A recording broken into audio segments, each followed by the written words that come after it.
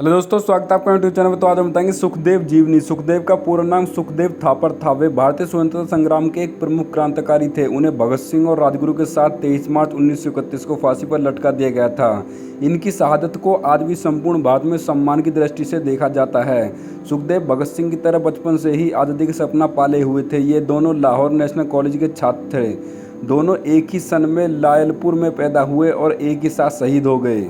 सुखदेव थापर का जन्म पंजाब के शहर लायलपुर में श्रीयुत रामलाल थापर व श्रीमती रल्ली देवी के घर हुआ था। जन्म से 3 माह पूर्व ही पिता का स्वर्गवास हो जाने के कारण इनके ताऊ अचिंताराम ने इनका पालन पोषण करने में इनकी माता को पूर्ण सहयोग किया। सुखदेव की ताई जी ने इन्हें अपने पुत्र की तरह पाला। सुखदेव के जन्म स्थान के विषय में दो राय है।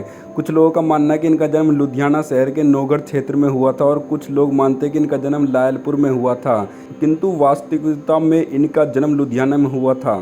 इनके पिता का नाम रामलाल तथा माता का नाम रल्ली देवी था। जब इनकी माता अपनी अगली संतान को जन्म देने वाली थी, उसके 3 महीने पहले ही इनके पिता की मृत्यु हो गई। ऐसी स्थिति में अपने छोटे भाई की पत्नी की सहायता करने के उद्देश्य से अचिंताराम थापर सुखदेव के ताऊ जी ने इनके परिवार को अपने साथ लायलपुर ले गए।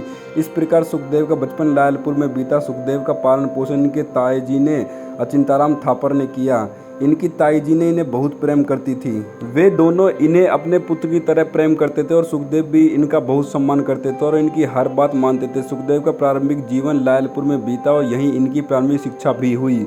बाद में आगे की पढ़ाई के लिए इन्होंने नेशनल कॉलेज में प्रवेश लिया। नेशनल कॉलेज की स्थापना पंजाब क्षेत्र के कांग्रेस के नेताओं ने की थी, जिसमें लाला लाजपत राय प्रमुख थे। इस कॉलेज में अधिकतर उन विद्यार्थियों ने प्रवेश लिया था जिन्होंने असहयोग आंदोलन के दौरान अपने स्कूल को छोड़कर असहयोग आंदोलन में भाग लिया था। क्रांतिकारी जीवन। वर्ष 1926 में लाहौर में नौजवान भारत सभा का गठन हुआ। इसके मुख्य योजक सुखदेव, भगत सिंह, यशपाल, भगवती चरण व जयचंद्र विद्यालकार थे। असहयोग आंदोलन की विफलता के पश्चात नौजवान भारत सभा ने देश के नवयुवकों का ध्यान आकर्षित किया। प्रारंभ में इनके कार्यक्रम नैतिक, साहित्यिक तथा सामाजिक विचारों पर विचार गोष्ठियाँ करना, स्वदेशी वस्तुओं, देश की एकता, सादा जीवन, शारीरिक व्यायाम तथा भारतीय संस्कृति तथा सभ्यता पर विचार आदि करना था। इनके प्रत्येक सदस्य को शपथ लेनी होती थी कि वे अच्छे देश के हितों को सर्वोपरि स्थान देंगे, परंतु कुछ मतभेदों के कारण इनकी अधिक गतिविधियां न हो सकी। अप्रैल 1928 में इनका पुनर्गठन हुआ तथा इसका नाम नौजवान भारत सभा ही रखा गया तथा इसका केंद्र अमृतसर बनाया गया। भगत सिंह को फरार करने में सहायता। लाला लाजपत राय पर लाठी से हमला करने वाले जेपी सैंडर्स को गोली मारते समय भगत सिंह को 1-2 पुलिसकर्मियों ने देख लिया था। इस कारण उन्हें लाहौर से फरार करने में बड़ी परेशानी हो रही थी, क्योंकि इस बात का भय लगातार बना हुआ था कि एक छोटी सी गलती होने पर भगत सिंह को गिरफ्तार किया जा सकता है।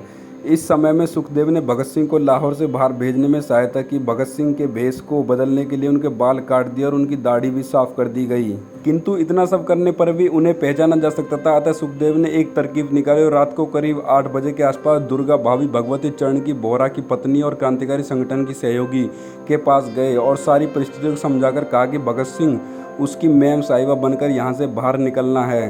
साथ ही यह भी बताया कि गोली चलने का भी भय है। दुर्गा भाभी मदद करने के लिए तैयार हो गई और अगली सुबह 6 बजे कोलकाता मेल से भगत को लाहौर से फरार करने में सफल हुए। पुलिस अधिकारियों सैंडर्स को मारने वाले पुलिस फोर्स की नाक के नीचे से निकल गए और उन्हें छू तक न सके।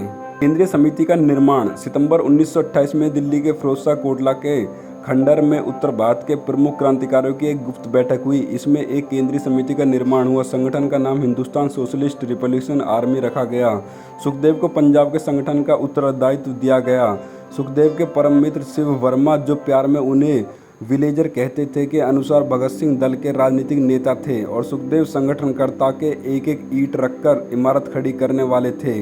वे प्रत्येक सहयोगी की छोटी से छोटी आवश्यकता का भी पूरा ध्यान रखते थे। इस दल में अन्य प्रमुख व्यक्ति थे। सुखदेव की मृत्यु। दिल्ली में सेंट्रल असेंबली हॉल में बमबारी करने के बाद सुखदेव और उनके साथियों को पुलिस ने पकड़ लिया और उन्हें मौत की सजा सुनाई गई थी। 23 मार्च 1931 को सुखदेव थापर, भगत सिंह और शिवराम राजगुरु को फांसी दी गई थी और उनके शवों को रहस्यमयी तरीके से सतलज नदी के किनारे पर जलाया गया था। सुखदेव ने अपने जीवन को देश के लिए न्यौछावर कर दिया और सिर्फ 24 साल की उम्र में वे शहीद हो गए थे। भारत को आज़ाद कराने के लिए अनेक भारतीय देशभक्तों ने अपने प्राणों की आहुति दे दी। ऐसे में देशभक्त शहीदों में से एक थे सुखदेव थापर, जिन्होंने अपना संपूर्ण जीवन भारत को अंग्रेजों की बेड़ियों से मुक्त कराने के लिए समर्पित कर दिया। सुखदेव महान क्रांतिकारी भगत सिंह के बचपन के मित्र थे। दोनों साथ बड़े हुए, साथ में पढ़े और अपने देश को आज़ाद कराने के जंग में एक साथ भारत माँ के लिए शहीद हो गए। 23 मार्च 1931 शाम 7:33 पर सेंट्रल जेल में इन्हें फांसी पर चढ़ा दिया गया और खुली आंखों से बात को आज़ादी का सपना देखने वालों ये 3 दीवाने हमेशा के लिए सो गए। तो दोस्तों, आपको सुखदेव की जीवनी कैसी लगी? जीवनी अच्छी लगी तो वीडियो को लाइक करना, चैनल पर नए चैनल को सब्सक्राइब जरूर करना। धन्यवाद।